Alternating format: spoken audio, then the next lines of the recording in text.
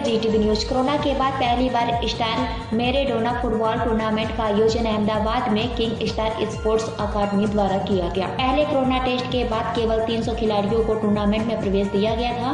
Corona के बाद पहली बार शहर में एक फुटबॉल टूर्नामेंट आयोजित किया गया था, जिसमें 32 टीमों के 300 खिलाड़ियों ने भाग लिया। एहतियात के तौर पर कोरोना की जांच के बाद ही प्रत्येक खिलाड़ी को मैदान में प्रवेश दिया गया। फाइनल में अहमदाबाद की टीम ने मुंबई को हराकर विजेता बन गई।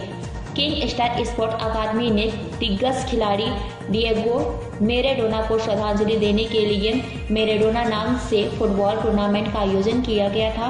यह टूर्नामेंट 10 दिनों के लिए होना था, लेकिन कोरोना के कारण 4 दिनों में 32 मैच खेले गए, जिसमें 12 से 8 टीमों का चयन किया गया था। सभी match King Star Sports Academy Ahmedabad के मैदान पर आयोजित किए गए थे। अहमदाबाद से लिंबाचिया की एक खास रिपोर्ट। माરું નામ ચંદ્રકાંત છે અને અમે આવ્યા છે વલસાડથી।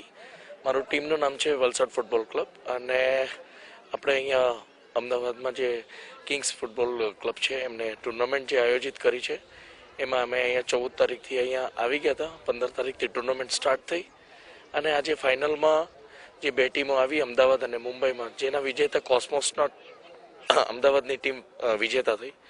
મારા તરફથી એમને ખૂબ ખૂબ અભિનંદન આપું છું અને હજી નેક્સ્ટ યર જે આવવાની ટુર્નામેન્ટ છે એમાં બી એ લોકો બધી ટીમો ભાગ લે।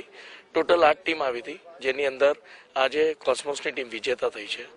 મેં એ ટીમને ખૂબ ખૂબ ધન્યવાદ દેવા ચાહું છું અને બહુ અભિનંદન દેવા ચાહું છું અને આવતી હરેક ટુર્નામેન્ટમાં કિંગ્સ 11ને કહું છું કે એ લોકો સારી રીતે આવી જ રીતે યોજના કરતા રહે અને બીજાને મોકો આપે રમવાનો અને સારી રીતે હજી બી ગણ કરે।